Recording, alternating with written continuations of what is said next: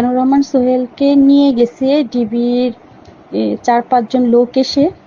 আমি সোমাইয়া সীমা, ওনার ওয়াইফ।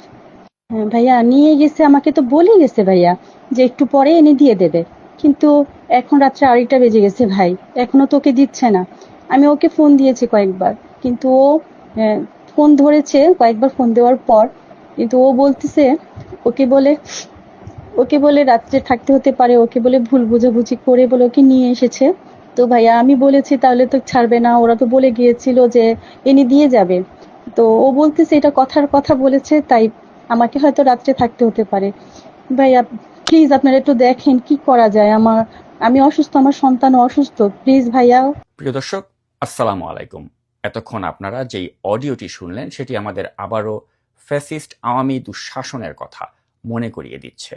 তখনও রাতের আধারে সাংবাদিকদের বাসা থেকে তুলে ডিবি কার্যালয়ে নেওয়া হতো। এখনও মধ্যরাতে সাংবাদিকদের বাসা থেকে তুলে নিচ্ছে ডিবি পুলিশ। আজ মধ্যরাতে দৈনিক ভোরের কাগজের অনলাইন এডিটর এবং অনলাইন এডিটর্স অ্যালায়েন্সের সেক্রেটারি মিজানুর রহমান সোহেলকে বাসা থেকে তুলে নিয়ে মিন্টু রোডের ডিবি কার্যালয়ে নেওয়া হয়।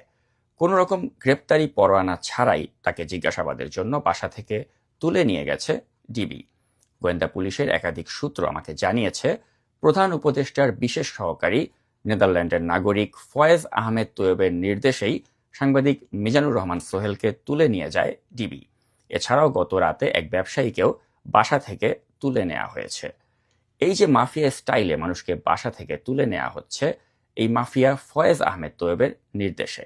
মোবাইল ফোন মাফিয়া সিন্ডিকেটের সদস্য কুখ্যাত রেজাউনুল হকের সাথে প্রধান উপদেষ্টার বিশেষ সহকারী এই মাফিয়া ফয়েজ আহমেদ তৈয়বের রয়েছে একটি অসাধু পার্টনারশিপ। তারা ন্যাশনাল ইকুইপমেন্ট আইডেন্টিটি রেজিস্টার বা NEIR প্রকল্প চালু করতে যাচ্ছে আগামী 16ই ডিসেম্বর থেকে। এই NEIR প্রকল্প চালু হলে ক্ষুদ্র ও মাঝারি লক্ষ লক্ষ মোবাইল ফোন ব্যবসায়ীরা পথে বসে যাবেন। তাই ভুক্তভোগী ব্যবসায়ীরা আজ একটি সংবাদ সম্মেলন আয়োজন করতে চেয়েছিলেন ঢাকা রিপোর্টার্স ইউনিটিতে। জানা যায়, এই সংবাদ সম্মেলন আয়োজনে একজন গণমাধ্যম কর্মী হিসেবে পরামর্শ দিচ্ছিলেন দৈনিক ভোরের কাগজের অনলাইন এডিটর মিজানুর রহমান সোহেল। এই সংবাদ সম্মেলন বানচাল করতেই এবং মোবাইল ব্যবসায়ীদের ভয় দেখাতে ফয়েজ আহমেদ তৈয়বের ইশারায় এভাবে ডিবি পুলিশ দিয়ে রাতের আধারে মিজানুর রহমান সোহেলকে বাসা থেকে তুলে নেওয়া হয়েছে। ফ্যাসিস্ট আওয়ামী লীগের শাসনামল থেকেই বাংলাদেশের স্মার্টফোন মার্কেটকে ম্যানিপুলেট করে আসছেন আওয়ামী দোসর রেজওয়ানুল হক। সাবেক টেলিযোগাযোগ মন্ত্রী মোস্তফা জব্বারের সাথে সখ্যতার জেরে বাংলাদেশে মোবাইল ফোন সংযোজনকারী কারখানার অনুমতি বাগিয়ে নিয়েছিলেন এই রেজওয়ানুল হক। নারায়ণগঞ্জের মেঘনা ইন্ডাস্ট্রিয়াল ইকোনমিক জোনে 2023 সালের 24শে মে একটি কারখানার উদ্বোধন করা হয়। এখানে আইটেল, টেকনো, ইনফিনিক্সের মতো চাইনিজ হ্যান্ডসেট উৎপাদন করার কথা থাকলেও মূলত তারা এখানে হ্যান্ডসেট অ্যাসেম্বল বা সংযোজন করত। তারা বলেছিল যে প্রায় 22 মিলিয়ন মার্কিন ডলার বৈদেশিক বিনিয়োগ তারা এই দেশে নিয়ে আসবে, কিন্তু সেই প্রতিশ্রুতির কোনো বাস্তবায়নই কিন্তু করতে পারেনি এই রেজাউনুল এবং তার সিন্ডিকেট। আওয়ামী ফ্যাসিবাদের পতনের পরেও কিন্তু এই রেজাউনুলের যত কুটচাল রয়েছে সেগুলো থেমে নেই। রেজাউনুল এখন মোস্তফা জব্বারের বদলে ঘুষ দিয়ে সম্পর্কে স্থাপন করেছে এই ফয়েজ আহমেদ তৈয়বের সাথে।